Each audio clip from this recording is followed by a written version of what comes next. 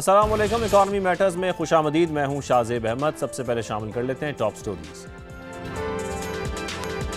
अवाम पर पेट्रोलियम बम गिरा दिया गया। पेट्रोल रिकॉर्ड 458 रुपए का हो गया। फी लीटर 137 रुपए महंगा। लेवी भी बढ़ाकर 160 रुपए कर दी गई। डीजल 520 रुपए पर पहुंच गया, 184 रुपए महंगा। मोटरसाइकिल सवारों के लिए 3 माह तक 20 लीटर पेट्रोल पर 100 रुपए लीटर सब्सिडी मिलेगी। इंटरसिटी ट्रांसपोर्ट को डीजल 100 रुपए सस्ता मिलेगा। मुसाफिर बसों को माहाना 1 लाख रुपए की रियायत। हुकूमत का ट्रकों और गुड्स ट्रांसपोर्ट्स के लिए 70,000 रुपए माहाना देने का ऐलान। और IMF के एग्जीक्यूटिव बोर्ड का इजलास मई के पहले हफ्ते में होगा। पाकिस्तान के लिए 1 अरब 20 करोड़ डॉलर की मंजूरी दी जाएगी। वजारत खजाना की समा की तस्दीक। करंट अकाउंट काबू में होने का दावा। आगे बढ़ते हैं, जिक्र करेंगे कुछ गैर मुल्की करेंसीज का। इंटरबैंक में डॉलर की कदर में रोज की तरह आज भी 1 पैसे की कमी हुई है, जिसके बाद इसकी कीमत 279 रुपए 10 पैसे पर आ गई है। फिर यूरो के हवाले से आपको बताएं, ये 31 पैसे सस्ता हुआ है, जिसके बाद इसकी कदर 322 रुपए 18 पैसे पर आ गई। फिर बरतानवी पाउंड, इसकी कदर में 65 पैसे की कमी हुई, जिसके बाद इसकी कीमत 369 रुपए 50 पैसे हो गई है। बात कर लेते हैं गोल्ड के हवाले से। एक दिन कमी के बाद सोने की कीमतों में फिर इजाफा देखा गया है। फी तोला 3400 रुपए महंगा हुआ है, जिसके बाद इसकी कीमत 4,90,362 रुपए हो गई है। 10 ग्राम सोना भी 2900 रुपए महंगा हुआ, जिसके बाद इसकी कीमत 4,20,000 पर पहुंच गई। इंटरनेशनल मार्केट की बात करें तो फी ओंस $34 महंगा हुआ, जिसके बाद इसका रेट $4,676 पर पहुंच गया है। आज के मौजू की तरफ आते हैं। आज प्रोग्राम में हम जिक्र करेंगे फ्यूल प्राइसेस और एयरलाइंस टिकटों में इजाफे का। अवाम पर पेट्रोलियम बम तो गिरा दिया गया है। पेट्रोल 458 रुपए की तारीखी सतह पर पहुंच गया है। फी लीटर अगर देखा जाए तो इकट्ठा 137 रुपए महंगा किया गया है। फिर लेवी की बात करें तो मजीद 55 रुपए ये बढ़ा दी गई है, जिसके बाद ये 1 लीटर पर 160 रुपए वसूल किए जाने लगी है, यानी कि लेवी। फिर डीजल भी पूरे 184 रुपए महंगा हुआ है, कीमत 520 रुपए पर आ गई है। जेट फ्यूल की आज हम खुसूसी तौर पर बात कर लेंगे। एविएशन की हमने बात करनी है, ये मजीद 40 रुपए महंगा हुआ, जिसके बाद 1 लीटर 517 रुपए का हो गया है। जंग से पहले इसका रेट 188 रुपए फी लीटर था, यानी कि डबल से भी ज्यादा महंगा हुआ। अब जब फ्यूल ही इतना महंगा हो जाए तो एयरलाइंस के जो टिकट हैं वो भी महंगे होंगे। बैरून मुल्क टिकट्स 15 से 40% तक महंगे हो गए हैं, जबकि मशरक़ वुस्ता की सूरत-ए-हाल को अगर देखा जाए तो इसके बायस पहले ही 2,500 से ज्यादा फ्लाइट्स मनसूख हो चुकी हैं, जिसने एविएशन इंडस्ट्री की कमर तोड़ कर रख दी है। लेकिन यहां पर सवाल यह पैदा होता है कि क्या IMF का सारा जोर सिर्फ बिजली, गैस और पेट्रोलियम मसनूआत में टैक्स बढ़ाने पर ही रहेगा, या हुकूमती रेवेन्यू बढ़ाने के लिए अशराफिया और टैक्स देने के अहल अफराद भी नजर करम पर होंगे। हमारे साथ आज मौजूद होंगे इस शो में बात करने के लिए ट्रैवल एजेंट्स एसोसिएशन पाकिस्तान के साउथ जोन के वाइस चेयरमैन मोहम्मद हनीफ साहब और ट्रैवल एजेंसी के CEO इमरान असलम खान साहब भी। लेकिन उससे पहले आपको जावेद असगर चौधरी की खुसूसी रिपोर्ट दिखाते हैं एविएशन के ऊपर, फिर आगे बढ़ते हैं, डिस्कशन को आगे बढ़ाते हैं। ईरान इराक जंग के बायस जारी कशीदा सूरत हाल ने दुनिया भर की तरह पाकिस्तानी एविएशन इंडस्ट्री को भी शदीद मुतासिर कर रखा है, जिसके बायस 2500 से ज्यादा परवाजें मनसूख हो चुकी हैं। पहले जंग से खलीजी ममालिक की फ्लाइट्स मुतासिर हुई, फिर महंगे जेट फ्यूल ने एविएशन इंडस्ट्री पर ज़रब लगाई। इस बहरान ने अब गहरा तंग कर दिया है। फजाई ऑपरेशन महदूद करने पर मजबूर कई एयरलाइंस की शेयर की कदर गिर रही है। अगर आप देखें, ये जब से हॉस्टिलिटीज शुरू हुई हैं तो जो मार्केट कैपिटलाइजेशन है, स्टॉक बॉन्ड्स वगैरह जो इस एयरलाइंस के होते हैं, उन्हें $53 बिलियन का जो है वो नुकसान हुआ है। जंग के आगाज से अब तक जेट फ्यूल की कीमत में 5 बार इजाफा हुआ, जिसने टिकटों के दाम डबल कर दिए हैं। ट्रैवल एजेंट्स भी परेशान हैं, शिकवा कर रहे हैं कि टिकटें मनसूख होने से करोड़ों रुपए कई गैर मुल्की एयरलाइंस के पास फंस गए हैं।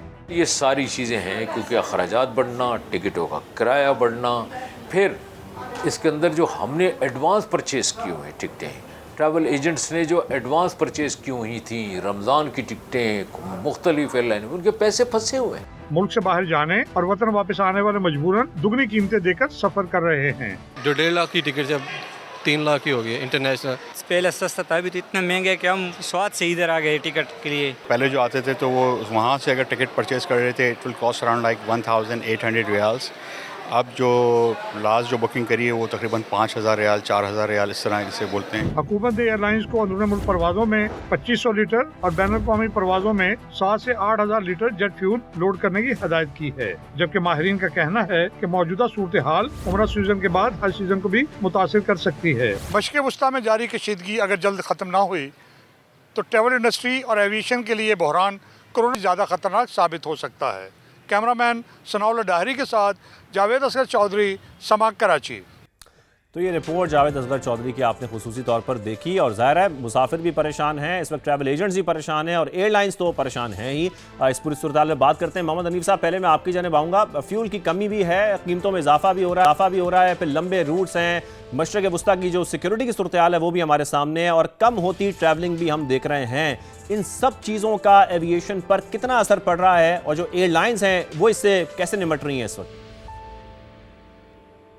जी देखें, अभी तो हम कोविड से पूरी तरह निकले भी नहीं थे, तो ये दूसरा बम हम पे फट गया है। जैसा कि आपको अंदाज़ा है कि ट्रेड के जो हालात हैं, अभी थोड़ा सा आपने हमारे कलीग से भी इंटरव्यू किया, तो ज़ाहिर है मशरिक़ वस्ता से हमारा बड़ा गहरा ताल्लुक़ भी है, और हमारे यहाँ जो एविएशन इंडस्ट्री है उसको 60-70% मिडल ईस्ट की एयरलाइनें ही संभालती हैं। तो वो तो ज़ाहिर है सारी की सारी एयरलाइनें फ़िलहाल तो बंद हुई हुई हैं या उन्होंने अपने ऑपरेशन मुअत्तल किए हुए हैं। और उस पर तुर्रा ये है कि फ़्लाइट जो कैंसिल की जाती है, तो बाज़ जगहों पे ये होता है कि उसकी जो कैंसिलेशन पॉलिसी भी जूं की तू है, रिफ़ंड पॉलिसी भी जूं की तू है। मतलब फ़्लाइट उन्होंने कैंसिल की और पैसा जो है वो हम पे डाला जाता है। एक तो ये भी मुश्किल चल रही है साथ साथ। दूसरी बात यह है कि ये दुरुस्त है कि हमें अब तो वीकली पेमेंट करनी होती है, तो हमारे पैसे जो है दुगने या तिगने फंस गए। मिसाल के तौर पे मिडल ईस्ट की एयरलाइन पे बुक हुआ हुआ पैसेंजर, वो फ़्लाइट कैंसिल हो गई, उसका ऑपरेशन मुअत्तल हो गया, उसने कहा मुझे और एयरलाइन पे भेज दो। अब जब हम दूसरी एयरलाइन पे भेजते हैं तो वो पैसे तो जू के तू फंसे हुए, दूसरी एयरलाइन के पैसे भी अदा करने हैं। तो ट्रैवल एजेंट तो देखें शदीद मुश्किलात का शिकार है। फिर तीसरी चीज़ ये हो रही है कि टिकट जो महंगे हुए हैं, वो ज़रूर है कि मशरिक़ वस्ता की वजह से जो ये जंग लगी है उससे हुई है, लेकिन अभी शुनीद ये है कि शायद रुपए की कदर में मज़ीद कमी हो जाएगी। तो वो भी एक सोच है, थोड़ा सा डर लगा हुआ है लोगों के। तो मतलब ये कहने का ये कि देखें ये परेशानियां तो बढ़ती जा रही हैं। हुकूमत को चाहिए कि दूसरी ट्रेड के को अगर देख रही है तो इसको ज़रूर देखें, इसलिए कि डायरेक्ट हिट जो है वो एविएशन इंडस्ट्री पे ही पड़ी है। और कोविड में तो खैर होटल्स वगैरह भी मुतासिर हुए थे, लेकिन इस मरतबा जो ये हिट आई है वो टोटली ट्रैवल एजेंटों पर आई है। हम हुकूमत से ये भी समझते हैं कि जिस तरह उन्होंने सब्सिडाइज़ किया है, पीआईए को भी सब्सिडाइज करे ताकि पीआईए अपने टिकट जो है महंगे ना करे, वरना जाहिर है कि पीआईए के टिकट महंगे होंगे, उनके ऊपर तेल का जो असर पड़ेगा तो टिकट हम इसी प्रोग्राम में आगे डिटेल में बात करेंगे जो ट्रैवल एजेंट्स के मसाइल हैं। यहाँ पर इमरान साहब को भी शामिल गुफ्तगू करते हैं। इमरान साहब, जैसे कि फरमा भी रहे हैं हनीफ साहब, ज़ाहिर है इस वक्त जो मिडल ईस्ट है वहाँ से हमारा इस वक्त एविएशन का तकरीबन 60% बिजनेस होता है। जब फ्यूल एयरलाइंस के अखराजात का ये बताया जाता है कि 25 से 35% हिस्सा होता है, तो एयरलाइंस जो अपने अखराजात हैं जो कॉस्ट इफेक्टिव बनाने के लिए खासतौर पर वो इस वक्त क्या कर रही हैं? जो ऑपरेशनल अखराजात हैं वो किस हद तक मुतासर हो रहे हैं इस वक्त एयरलाइंस की, अगर हम खासतौर पर बात करें तो? शुक्रिया शोएब। हम इसमें इनिशियली डिस्कस कर लेते हैं कि फ्यूल प्राइसेस की वजह से और जो फ्लाइट कैंसलेशंस की वजह से कि जो एयर स्पेस बंद हुई है उससे एयरलाइंस पे या एविएशन इंडस्ट्री के ऊपर क्या फ़र्क पड़ा। आपने अपने इंट्रोडक्शन में ही बताया था कि तकरीबन 2500 के करीब फ़्लाइट्स कैंसिल हो चुकी हैं जो कि मिडिल ईस्टर्न सेक्टर पे ऑपरेट होती हैं, और उसके अलावा मिडिल ईस्ट से जो बाकी सेक्टर्स ऑपरेट होते हैं, क्योंकि हमारे यहाँ से बहुत सारे कनेक्टिंग पैसेंजर्स जो हैं यूरोप या नॉर्थ अमेरिका की तरफ ट्रैवल कर रहे होते हैं। एग्जैक्टली। तो वो सारे इफेक्ट्स हैं वो ओवरऑल इंडस्ट्री के ऊपर आए हैं, और हम ब्रॉडर स्पेक्ट्रम में उसको देख लेते हैं कि तकरीबन 2 से 3 बिलियन रुपीस का जो है वो पाकिस्तानी एयरलाइंस को लॉस हुआ है इस दौरान में। और ओवरऑल अगर हम लॉसेस का देखें मिडिल ईस्टर्न एयरलाइंस का या मिडिल ईस्ट को इसके साथ कंबाइन करें तो तकरीबन 60 से 70 बिलियन डॉलर्स का नुकसान हो चुका है एयरलाइन इंडस्ट्री को। तो ये वाली चीज़ जो है वो ना सिर्फ ये कि आपको पूरी ओवरऑल इंडस्ट्री को अफेक्ट कर रही है, ट्रैवल को अफेक्ट कर रही है, टूरिज़म को अफेक्ट कर रही है, बल्कि इस वक्त जो है लोगों को ट्रैवल में इतनी दुश्वारी पेश आ रही है कि जो टिकट फ़र्ज़ करें कि 10,000 रुपए का आता था उसकी कीमत जो है इस वक्त 30 से 35,000 रुपए हो चुकी है। लेकिन इतने ज्यादा नुकसान के बाद कुछ ऐसा भी है कि एयरलाइंस डिफॉल्ट भी कर सकती हैं कुछ, ज़ाहिर है क्योंकि मिडल ईस्ट का बिजनेस बहुत ज्यादा मुतासर हो गया। एयरलाइंस के डिफ़ॉल्ट करने की जहाँ तक बात है तो वो अभी आई थिंक कि हम उससे थोड़ा दूर हैं, क्योंकि कोविड में तो ये वाली सिचुएशन डेवलप हुई थी, लेकिन हमारी एयरलाइंस ने उसमें भी काफ़ी रेजिलियंस दिखाई थी कि उसमें तो टोटली बिजनेस तकरीबन 3 महीने तक बंद रहा था और उसके बाद थोड़ी थोड़ी फ्लाइट्स रिज्यूम होना शुरू हुई थी। तो इसमें ये इफेक्ट जो है तकरीबन 10 से 15 दिन का आया था। उसके बाद फ्लाइट्स जो है वो रिज्यूम मिडिल ईस्ट की तरफ भी थोड़ी बहुत हुई हैं। तो मैं ये वसूख से कह सकता हूँ कि तकरीबन 15 to 20% फ्लाइट्स जो हैं वो ऑपरेट होना शुरू हो गई हैं मिडिल ईस्ट से, और जो डोमेस्टिक फ़्लाइट्स थी या बाकी सेक्टर्स की थी वो तो ऑपरेट हो रही थी। तो अभी एयरलाइन इंडस्ट्री के टुवर्ड्स बैंक्रप्सी जाना या बंद होना, आई थिंक उससे हम थोड़ा दूर हैं अभी। लेकिन अगर इस तरह फ्यूल की प्राइसेस बढ़ती रहीं तो वो भी वक्त दूर नहीं है कि एयरलाइंस को भी शायद हम बंद होता हुआ दिखें। ऐसा भी हो सकता है। मोहम्मद हनीफ साहब, जैसा कि फरमा भी रहे हैं इमरान साहब, ज़ाहिर है सूरत हाल अब कुछ अच्छी दिखाई नहीं दे रही है, आने वाले वक्त में मज़ीद ख़राबी पैदा हो सकती है एविएशन इंडस्ट्री के अंदर।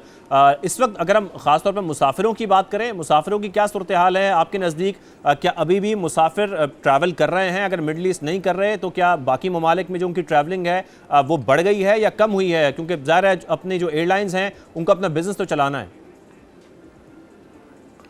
देखिए, मुसाफिर तो रुल रहे हैं, इसलिए कि पाकिस्तान से जो ट्रैवल होता है ना वो 70-80% फोर्स ट्रैवल होता है। फोर्स ट्रैवल इस ज़मीन में आता है कि कोई काम के लिए जा रहा है, कोई ज़ियारत के लिए जा रहा है, कोई स्टूडेंट है वो अपनी पढ़ाई के लिए जा रहा है। हमारे यहाँ लेजर ट्रैवल तो पाकिस्तान से वैसे ही बहुत कम है, तो वो लेजर ट्रैवल वाला जो तबका उस पर तो कोई असर नहीं पड़ रहा। लेकिन ये जो ज़रूरत के तहत ट्रैवल करने वाले हजरात हैं इनके ऊपर तो असरात पड़ रहे हैं, क्योंकि एक शख्स को अगर ज्वाइन करना है, उसने 1.5 लाख का टिकट लिया हुआ है, वो फ्लाइट चल नहीं रही है या वो एयरलाइन चल नहीं रही, तो वो 3 लाख का भी लेके जा रहा है बेचारा, इसलिए कि उसको एक कट ओवर डेट दी गई है। अगर उससे पहले नहीं पहुँचेगा तो वो फायर हो जाएगा। तो अच्छा, जहाँ तक इमरान भाई से आपने एक सवाल किया था उसमें मैं ऐड करता चलूँ, मैं इनकी बात से एग्री कर रहा हूँ कि एयरलाइन का डिफ़ॉल्ट होना तो खैर कोई इतना करीब नहीं है, लेकिन एयरलाइन एक और काम करती है। एयरलाइन अपने लॉसेस बहुत जल्दी कवर कर लेती। इस वक्त भी जो रेवेन्यू मैनेजमेंट हमारे यहाँ राइज है उसमें एयरलाइन की मर्जी है, 2 लाख का टिकट रातों रात वो 3 लाख का कर देती है, तो उसके ऊपर तो कोई रेगुलेशन नहीं है। इसलिए कि हमने ओपन स्काई पॉलिसी कबूल की थी आज से कोई 15 साल या 10 साल पहले, जो भी था उसमें एयरलाइन तो आज़ाद है, वो जितने का भी टिकट बेचे हम कुछ भी नहीं कर सकते हैं। तो अब ये हमारी नाकिस पॉलिसियाँ हैं जिसको हम क्या रोएंगे बताएं। तो ये इन मुल्कों में ये चीज़ें थोड़ी होती हैं। फिर दूसरी बात ये कि हमारे लोग जो पॉलिसियाँ बनाते हैं उसमें स्टेक होल्डर को शामिल नहीं करते हैं। देखिए, मैं एक एसोसिएशन को रिप्रेजेंट कर रहा हूँ, मुझे पता है मेरे कारोबार का। अगर आप कोई पॉलिसी बनाओगे एविएशन से मुतालिक, एयरलाइन से मुतालिक, तो ज़रूर है कि मेरा इनपुट उसमें शामिल होना चाहिए, मेरी एसोसिएशन की उसमें आरा शामिल होनी चाहिए। तो ये हमारे यहाँ कमज़ोरियाँ चल रही हैं, क्योंकि हर शख्स ये समझता है कि मैं अकेले बिल्कुल इमरान साहब, मैं यही पॉइंट आपकी तरफ लेके आता हूँ। जैसा कि हनीफ साहब भी कह रहे हैं, एक तो स्टेक होल्डर्स को ऑन बोर्ड लेना बहुत ज़रूरी है जब भी पॉलिसी मेकिंग हो रही हो, और साथ में जब हम देख रहे हैं कि फ़ज़ाई हदूद बहुत मुतासर है, उसकी बंदिश से जो यूरोपीय रूट्स हैं उसकी जो परवाज़ें हैं वो भी मुतासर हुई हैं। अगर हम यहाँ पर पाकिस्तानी एयरलाइंस की बात करें, इसके जो रूट्स हैं और फ्लाइट्स हैं उसके दुरानिए पर कितना फ़र्क आया है? ज़ाहिर है बहुत सारी जो हदूद हैं वो इस वक्त बंद है। बिल्कुल सही आपने पॉइंट आउट किया कि इस हदूद के बंद होने की वजह से जो कि मुख्तलिफ हमारे मिडिल ईस्टर्न कंट्रीज़ की बंद हैं, या इसके अलावा हम भूल जाते हैं कि यूक्रेन की भी बंद है और वो यूरोपियन साइड पे भी ये वाला इशू आ रहा है। तो अगर हम यूरोप की फ़्लाइट्स को देखें या नॉर्थ अमेरिका की फ़्लाइट्स को देखें तो तकरीबन 45 मिनट से लेके 1 आवर तक का एक्स्ट्रा फ्लाइट टाइम एयरलाइंस को करना पड़ रहा है। सिमिलरली अगर हम मिडिल ईस्टर्न साइड पे देखते हैं तो हमारी जो सऊदी अरब जाने वाली फ़्लाइट्स हैं उनको लंबा रूट लेना पड़ रहा है, या क्योंकि सऊदी अरब के बेशतर सेक्टर जो है इस वक्त ओपन है और वो फ़्लाइट्स ऑपरेट हो रही हैं, तो वो रूट तो उनका लंबा लेना पड़ रहा है। ये आपकी रूट्स की बात को हम कंटिन्यू ब्रेक शामिल करते हैं। इमरान साहब, ब्रेक वापस आते हैं, इसी बात को हम कंटिन्यू करेंगे, हमारे साथ रहिए।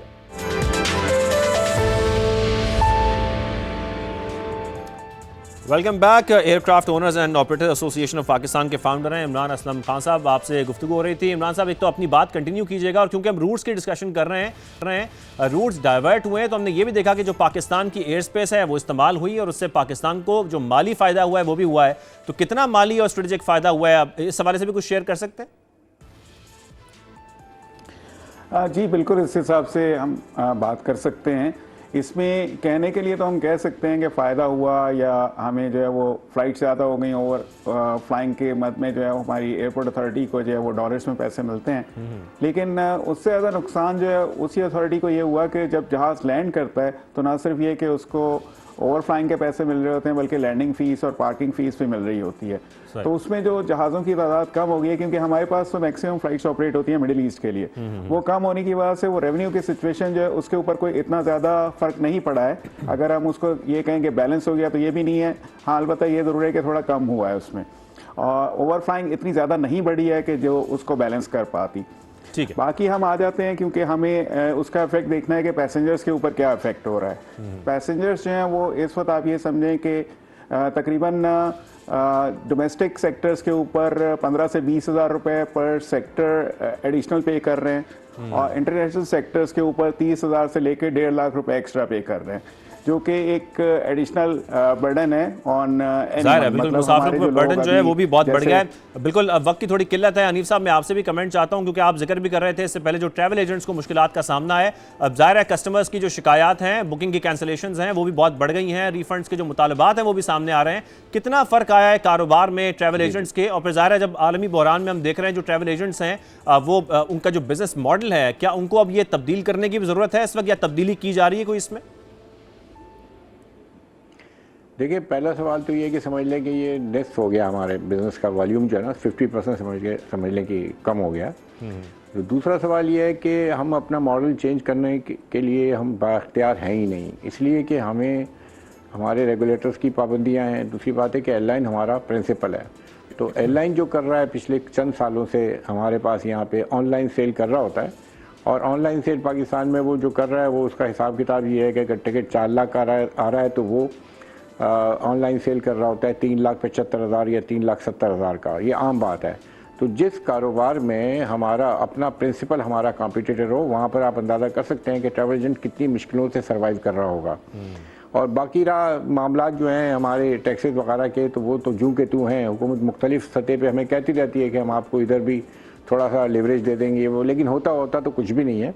हम ज़रूर मीटिंग वगैरह करते हैं, मसाइल तो जूं के तू चल रहे हैं, उनका कोई सोल्यूशन, क्योंकि इस वक्त इतने मसाइल चल रहे हैं कि हमें खुद समझ नहीं आ रही कि हम अपने मामला चला रहे हैं। मुझे खुद इस फील्ड से तकरीबन 50 साल हो गए हैं, लेकिन अल्लाह ताला बस इस पूरे बिल्कुल ज़ाहिर है इस वक्त मसाइल जो हैं वो सिर्फ ट्रैवल एजेंट्स के नहीं हैं, आप सही फरमा रहे हैं। इस वक्त मुसाफिरों के मसाइल भी हैं, एयरलाइंस के अपने मसाइल भी हैं, और आने वाले वक्त में ये मसाइल बढ़ भी सकते हैं जिस तरीके से प्राइसेस बढ़ती जा रही हैं। बहुत शुक्रिया मोहम्मद हनीफ साहब, आपने हमें ज्वाइन किया, और साहब आपने हमें शो में ज्वाइन किया। आप दोनों का वक्त देने का बहुत शुक्रिया।